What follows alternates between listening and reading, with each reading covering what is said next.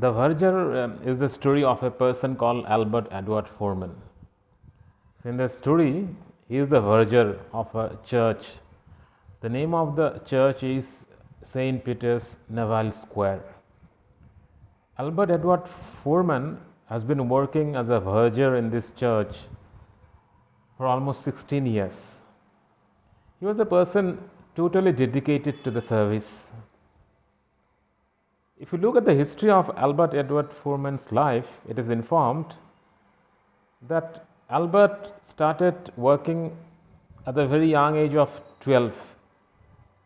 First, he served as a page boy in a house, and because of his dedication, because of his sincerity in work, he was given promotion, and gradually his rank improved in his service, and later he got the job in another household as a butler.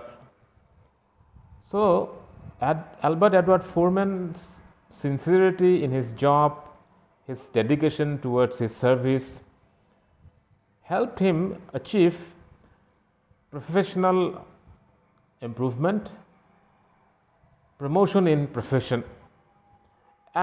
And starting from the service of a page boy, he worked in various positions, and then he joined a household as a butler.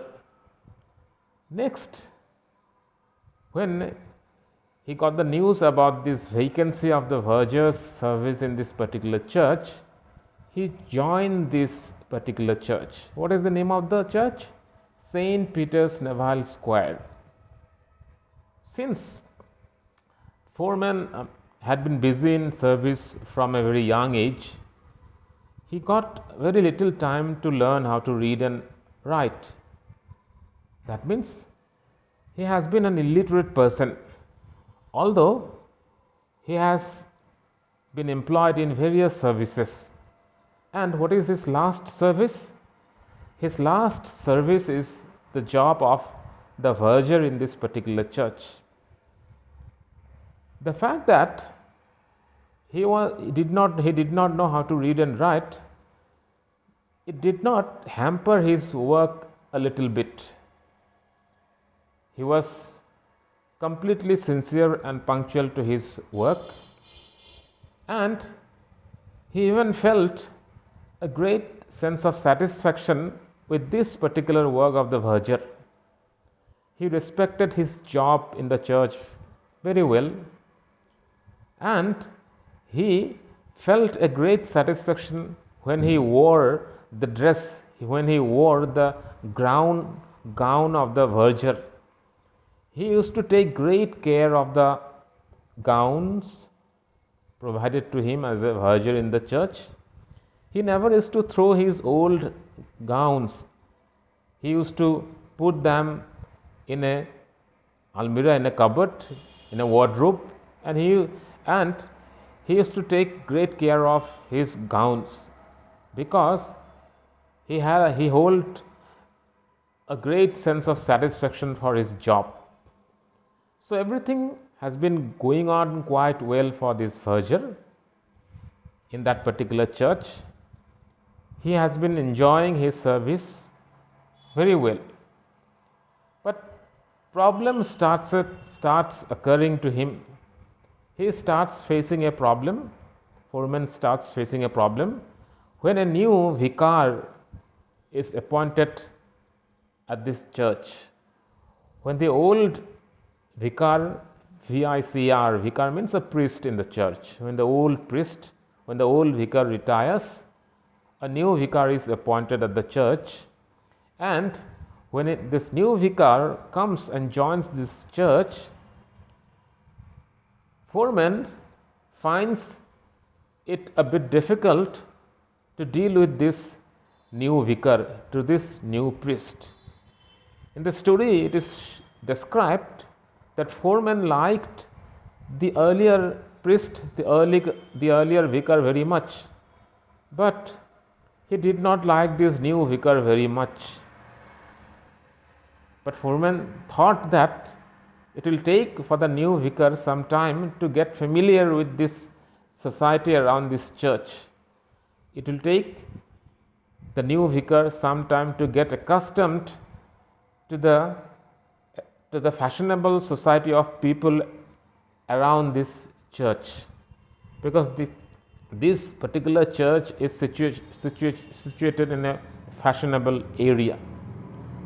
Foreman hopes that this new vicar will learn things very soon.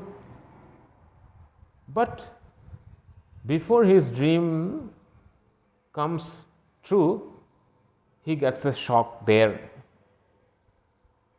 The new vicar gets to know about Foreman's illiteracy. The new vicar comes to know that Foreman does not know how to read and write. He objects to this because he is not like the earlier vicar.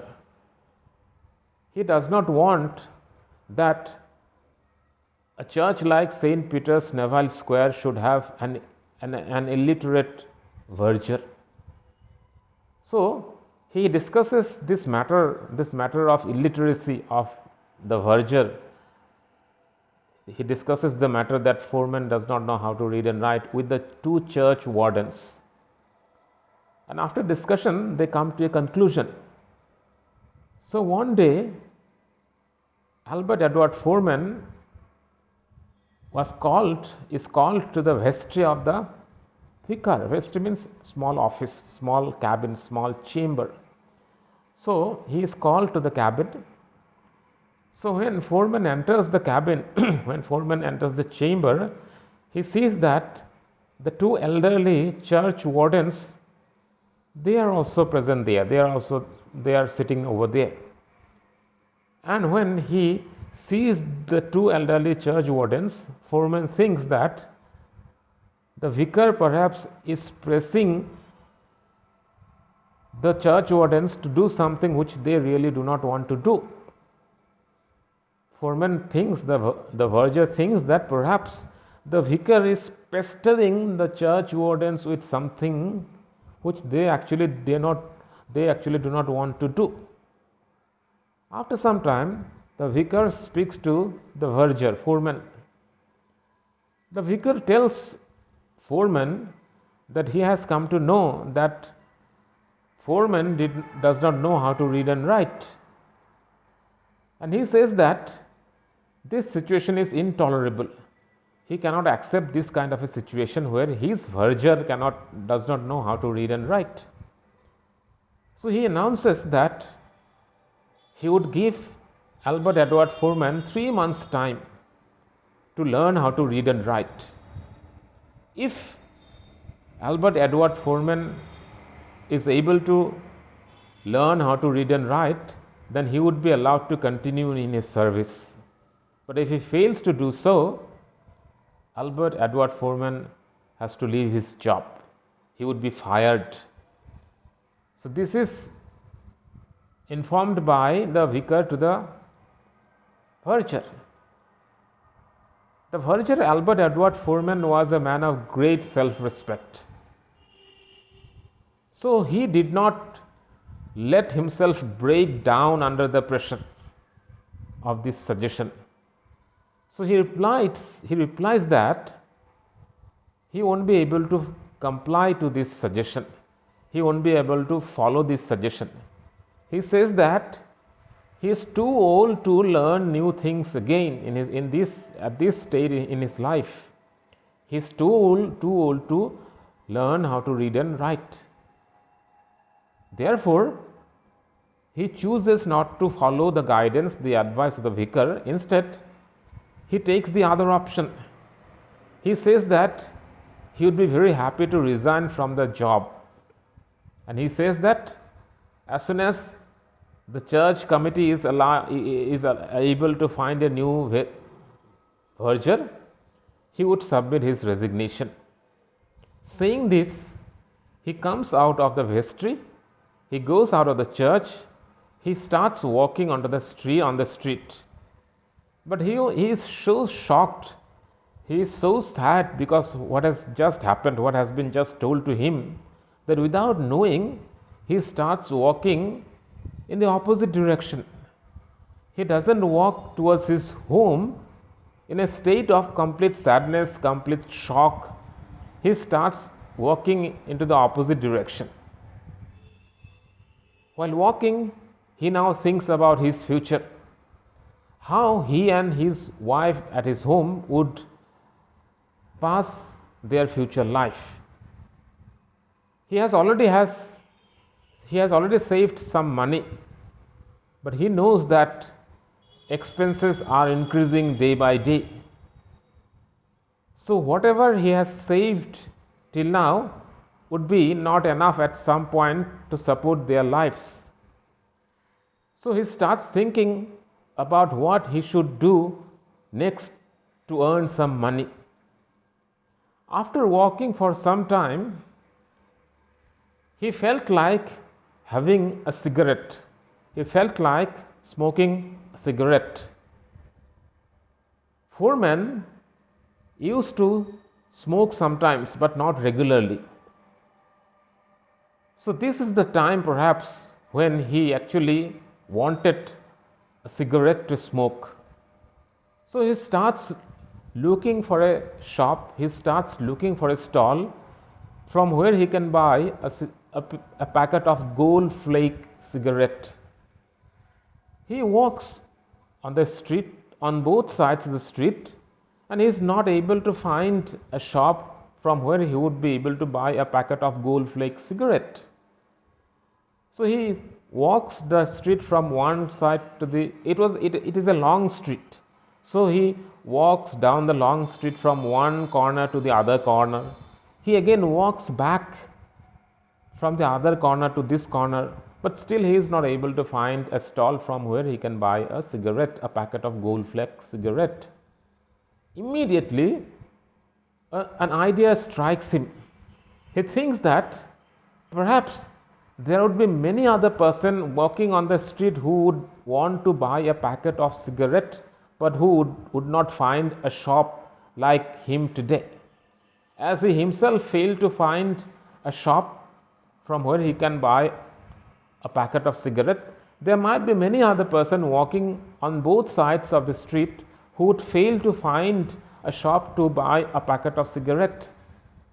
He thinks that it would be a good idea if he sets up a shop to sell cigarette in this street.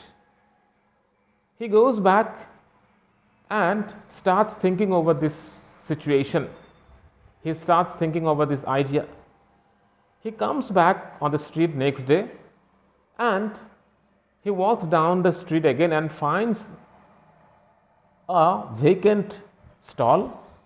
He talks to the owner of the stall and he buys the stall, and immediately within a few days he starts his business there in the new shop. He starts his business as a tobacconist and as a news agent. So, in other words, after losing his job as a verger in St. Peter's Naval Square Church, Albert Edward Foreman starts the business as a tobacconist, means he starts selling tobacco and cigarette, and also as a news agent.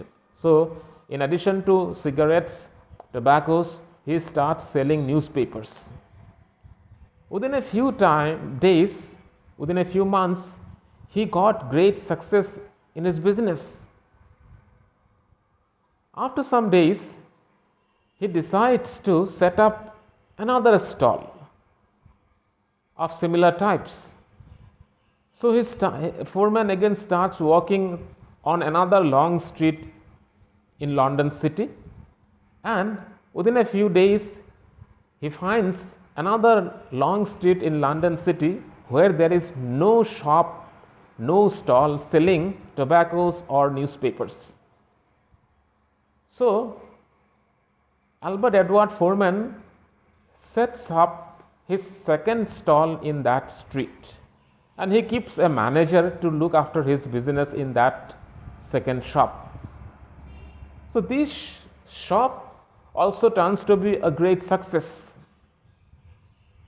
Albert Edwards Albert Edward Foreman's new business flourishes, and he gets so much success that he is able to set up no less than 10 stalls within 10 years. Within a duration of 10 years, Albert Edward Foreman becomes the owner of 10 similar kind of stalls set up on London streets. What is his main business? His main business is as a tobacconist and news agent. So every Monday, Foreman would visit all the stalls. He would collect all the money from there, and he would go to the bank and deposit the money over there. This is how Foreman starts running his business as a successful tobacconist and news agent. So he becomes the owner of 10 shops within a period of no less than 10 years. One morning, when he visits his bank to deposit his money, the clerk in the bank informs him that the manager of the bank wants to speak to him. Albert Edward Foreman gets a bit worried, but still he enters the manager's cabin. The manager tells Albert Edward Foreman that Foreman has a great amount of deposit in the bank. Except what Foreman wants to deposit that morning, he has already deposited a sum of over 30,000 pounds in the bank. So, except the money that Foreman has brought that morning, he already has the bank balance of 30,000 pounds. The manager of the bank informs Foreman, Albert Edward Foreman, perhaps Foreman would like to invest this money in better things. So the manager desires to help Albert Edward Foreman in investing this money properly so that he gets more benefit. Foreman says that he has not much knowledge about share and stocks, and he requests the manager to guide him properly if he has to really invest his bank balance properly. The manager tells Foreman that he would get all the papers ready, and when all the papers are ready, Foreman has to visit the bank, and he would only have to sign on the papers. Foreman tells the manager how Foreman would know what are the papers on which he is putting his signature. The foreman says that how would I be sure of the fact that I am signing on the proper papers for my investment? The manager tells him that you will just read the papers before you sign. Then you will know whether you are making a proper investment or not. Just read the papers before you sign them. The reply which Foreman gives the manager gives him a great shock. When Foreman tells the manager that he only knows how to sign, he only knows his signature, he does not know how to read and write. In a state of complete shock, getting quite surprised, the manager asks Foreman if he means that he has amassed such a huge wealth without knowing how to read and write. The manager asks this question to Albert Edward Foreman, whether he is trying to say whether he means that he has been the owner of such a huge amount of money and property without knowing how to read and write. Foreman confesses that he really does not know how to read and write. In a state of complete shock, the manager tells foreman, if foreman has been able to be such a wealthy man, foreman has been able to collect such a huge amount of money and wealth without knowing how to read and write, what would he have done if he had been educated? What he would have done if he would know how to read and write? Foreman gives a simple answer. Foreman says that he would still be a verger in a church if he knew how to read and write. There the story ends. Thank you.